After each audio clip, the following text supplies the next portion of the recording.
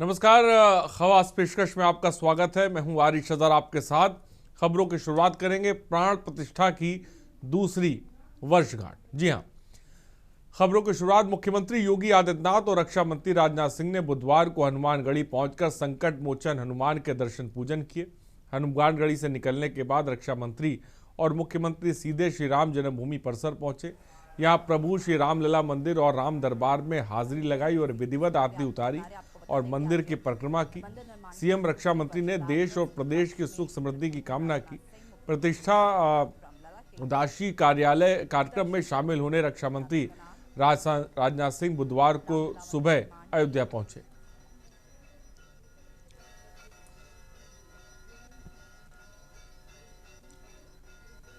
माता अन्नपूर्णा के मंदिर में सनातन धर्म की ध्वजा का आरोहण का कार्य वह कर रहे थे, तो उन्हें मैंने अत्यंत भावुक होते हुए भी देखा है।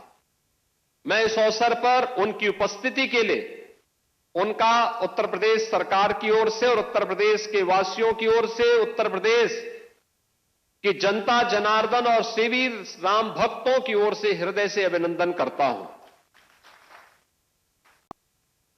बहन और भाइयों, स्वतंत्र भारत के बाद श्री राम जन्मभूमि आंदोलन के अनेक पड़ाव अयोध्या ने देखे हैं। अयोध्या जिसके नाम से यह एहसास होता है कि यहां कभी युद्ध नहीं हुआ, यानी कोई भी दुश्मन यहां के शौर्य से, यहां के वैभव से, यहां के पराक्रम के सामने कभी टिक नहीं पाया। लेकिन कुछ लोगों ने अपने निहित स्वार्थ से, मजहबी जनून और सत्ता की तुष्टीकरण की उस निकृष्टता में पड़ करके अयोध्या को भी उपद्रव और संघर्ष का एक अड्डा बना दिया था। वही अयोध्या पिछले 11 वर्ष के अंदर देश के यशस्वी प्रधानमंत्री आदरणीय श्री नरेंद्र मोदी जी के यशस्वी नेतृत्व में उन 3 महत्वपूर्ण घटनाओं को कभी विस्मृत नहीं कर सकता। याद करिए, 5 अगस्त 2020 जब पहली बार स्वतंत्र भारत में देश का कोई प्रधानमंत्री स्वयं अयोध्या धाम में पधारे और उन्होंने अपने कर कमलों से 500 वर्षों के कलंक को पूरी तरह समाप्त करते हुए श्री राम जन्मभूमि के लिए मूर्ति भूमि पूजन के कार्यक्रम को संपन्न किया था।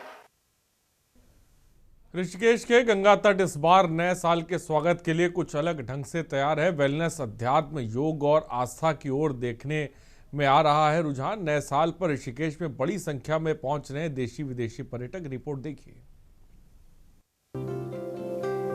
नए साल 2026 बदलाव का साल है। नई उम्मीदें और नई संभावनाएं सामने खड़ी हैं। ऐसे में ऋषिकेश देशी विदेशी पर्यटकों की पहली पसंद बन रहा है और इस बार युवाओं में ट्रेंड बदल रहा है और उनका नए साल पर रुझान वेलनेस, आध्यात्म, योग और आस्था की ओर देखने में आ रहा है। जानकार मानते हैं कि कोविड ने नजरिए में बदलाव लाया है। नए साल को मनाने के लिए हर किसी का अपना अपना तरीका होता है और जो हम है, जो हमारा ग्रुप है जो ऋषिकेश आ रखा है, क्योंकि हम शांति चाहते हैं। एक होता है ना काम भरे माहौल से हम थोड़ा सा रिलैक्स चाहते हैं, माइंड के लिए पीस चाहते हैं, तो वो हमें लगता है कि ऋषिकेश के गंगा घाट में वो मिलता है और जो गंगा की आरती होती है घाटों में, उसको देख के काफी ज्यादा सुकून मिलता है और हम एक पॉजिटिव एनर्जी के साथ वापस अपने काम की ओर लौटते हैं। ऋषिकेश में बड़ा चौंकाने वाला है। पहली बार मैं देख रहा हूँ युवाओं का जो अब जो रुझान बढ़ता जा रहा है, योग ध्यान भक्ति की तरफ बढ़ता जा रहा है। यहाँ आश्रमों में, होटलों में जगह जगह युवा रुके हैं, योग के कैंप कर रहे हैं, जगह जगह जो ध्यान के विभिन्न प्रयोग कर रहे हैं। हमारा जो आश्रम है ओशो गंगा धाम, वो फुल है, ओवरफ्लो कर रहा है। ऋषिकेश अंतर्राष्ट्रीय योगा कैपिटल के रूप में पूरे विश्व में जाना जाता है। यहाँ आध्यात्म, योग और एडवेंचर का अद्भुत संगम है। नए साल के स्वागत के लिए यहाँ इस बार वेलनेस को प्रमुखता से प्रसारित किया जा रहा है, जिससे स्वास्थ्य और एंजॉय एक साथ पर्यटकों को मिल सके। आयुर्वेद, पंचकर्म और प्राकृतिक चिकित्सा के आकर्षक पैकेज ग्राहकों के लिए तैयार किए गए हैं, जिसमें खान पान, वेलनेस और एडवेंचर का समावेश ऋषिकेश में पर्यटकों को मिल सके। वहीं ऋषिकेश के त्रिवेणी संगम तट पर उत्तराखंड के प्रसिद्ध बैंड ने संस्कृति संध्या में युवाओं को अपनी ओर आकर्षित किया है। देखिए, कोविड के बाद से लोगों का रुझान वेलनेस की ओर, अपने हेल्थ को लेके बहुत बढ़ा है, रिट्रीट को लेके। तो आप देख सकते हैं हमारे जो योग नगरी है, तीर्थ नगरी है ऋषिकेश, यहाँ पे अनेक रिट्रीट सेंटर खुले हैं और हमारे अब युवाओं का भी वेलनेस को लेके बहुत अधिक रुझान है। और मैं देख रहा हूँ इस बार जो नववर्ष का जो कार्यक्रम ऋषिकेश में होने वाला है, इसमें बड़ी शांति के साथ और बहुत ही सुकून के साथ हमारे युवा नववर्ष मना रहे हैं। कल हम लोगों ने पांडवास का भी कार्यक्रम किया। नए साल का स्वागत अगर आप भी इस बार लीग से हटकर मनाना चाहते हैं तो चलिए आइए ऋषिकेश, जहां आध्यात्म, योग और वेलनेस के मिले जुले अनुभव के जरिए एक नई शुरुआत कर सकेंगे। ऋषिकेश से बसंत कश्यप की रिपोर्ट।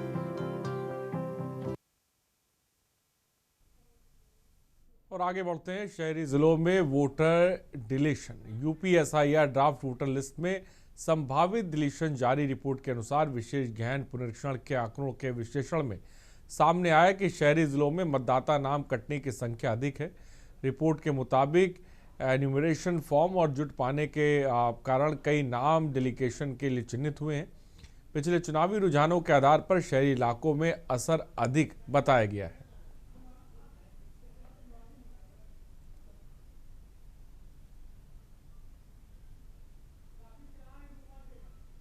और ग्राफिक्स के जरिए हम आपको बताते हैं कि लखनऊ में 12 लाख, कुल 39.94 लाख में से 30% जो है वो संभावित डिलीशन, और प्रयागराज में 11.56 लाख, 24.64%, 46.92%, कानपुर नगर में 9 लाख, 25.5% और 35.38 लाख।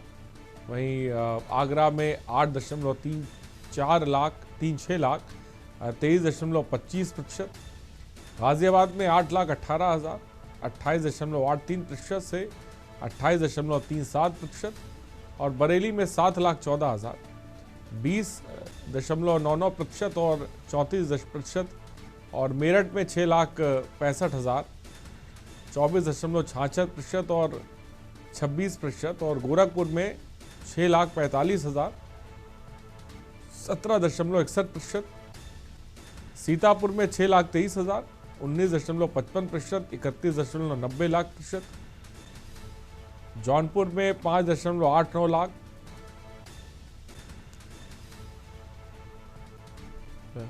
तो टॉप 10 जिलों में संभावित जो है वो डिलीशन।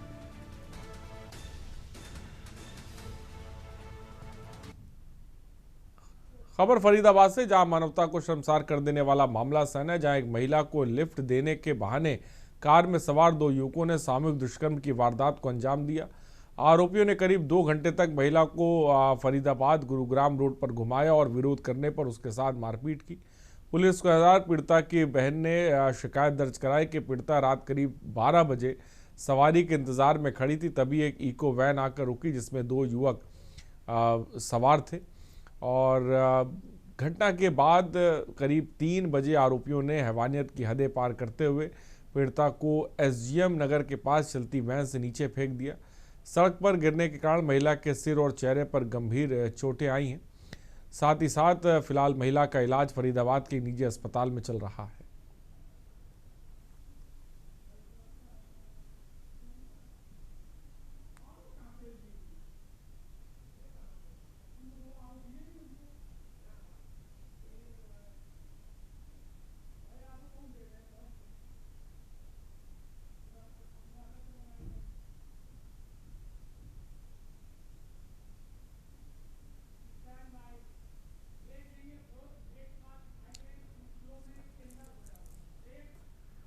रुकते एक छोटे से ब्रेक के लिए। ब्रेक के उस पार देखिए सुर्खियों में टेंडर घोटाला।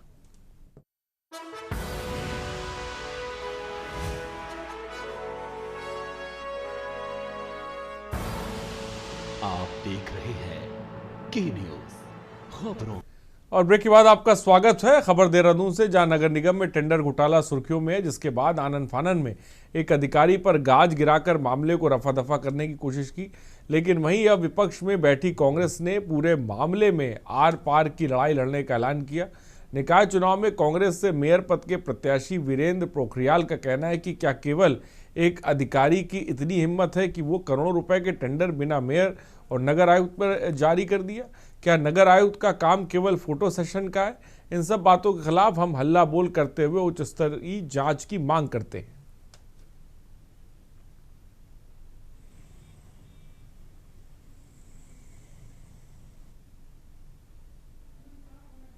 तो कांग्रेस ने उच्च स्तरीय जांच की मांग उठाई है। नगर निगम में सुर्खियों में टेंडर घोटाला है और एक अधिकारी पर गाज गिरी है, मामले को दबाने की कोशिश की जा रही है, इस तरह के आरोप साफ तौर पे लग रहे हैं। देहरादून से खबर इस वक्त आपको बता रहे हैं। कांग्रेस ने उच्च स्तरीय जांच की मांग उठाई है।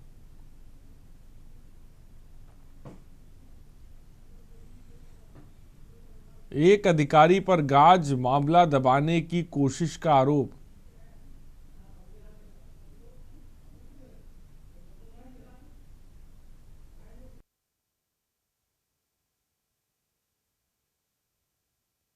बिल्कुल निश्चित, जिस तरह से नगर निगम में इन्होंने बंदरबांट की है कामों की, बिना टेंडर के इन्होंने काम किया और इसमें सब लोग सम्मिलित हैं, चाहे वो नगर आयुक्त हो, चाहे वो मेयर हो, चाहे वो नीचे अधिकारी हो, और गाज सिर्फ इन्होंने एक पर ही गिरी है और सारा जो ढींगरा है उन्होंने एक पर ही है, बल्कि इनके खिलाफ भी कार्रवाई होनी चाहिए नगर आयुक्त के खिलाफ। और मैंने इनको पहले भी एक दो काम दिए थे और स्मार्ट सिटी के नाम पर सहकारी बाजार में आज भी गंदा नाला बह रहा है, सीवर का पानी बह रहा है और इनके कानों पर रुई नहीं रेंग रही है। और निश्चित ही मैंने इनको 1 साल का टाइम दे रखा है और 1 साल के बाद इनके खिलाफ जो है हम भी बिगुल बजाएंगे। तो मेयर पद प्रत्याशी वीरेंद्र पोखरियाल का बड़ा बयान सामने आया है। कांग्रेस ने उच्च स्तरीय जांच की मांग उठाई है। देहरादून से खबर है।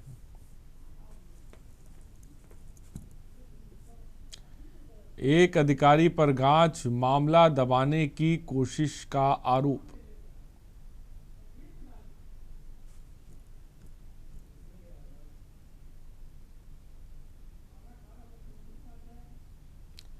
देहरादून से खबर। और आगे बढ़ते हैं। कोहरे का कहर और बारिश का अलर्ट। बर्फीली हवाओं के कारण यूपी के कई जिलों में शीतलहर का कहर जारी है। ऐसे में दिन के समय भी तापमान में सामान्य से काफ़ी कम रिकॉर्ड किया जा रहा है। उधर सुबह सवेरे कोहरे की चादर भी यूपी के अधिकांश जिलों में देखी जा रही है। साल 2025 के अंतिम दिन यानी 31 दिसंबर को भी प्रदेश के कई जिलों में मौसम ऐसा ही रहा। भारतीय मौसम विभाग यानी IMD ने इसकी संभावना जताई।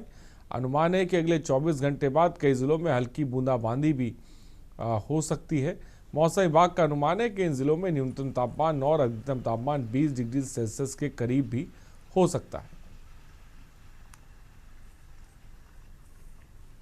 तो शीतलहर और कोहरे का कहर जारी है। लखनऊ से खबर। 1 जनवरी को बूंदाबांदी के आसार साफ तौर पे देखने को मिल सकते हैं कि बूंदाबांदी हो सकती है। नए साल पर 14 जिलों में बारिश होगी, मौसम विभाग का ऐसा अनुमान है। भयंकर ठंड पड़ने वाली है और जिसको लेकर अलर्ट भी जारी कर दिया गया है कि जो अलाव और रैन बसेरे की जो व्यवस्था है वो चाक चौबंद की जाए। लेकिन इन सब के बीच जो मौसम विभाग का अनुमान है वो ये है कि नए साल पर 14 जिलों में बारिश देखने को मिल सकती है।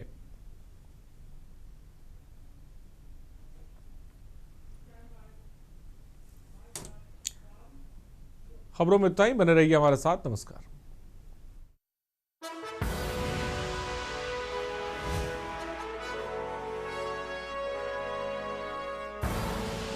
आप देख रहे हैं के न्यूज खबरों का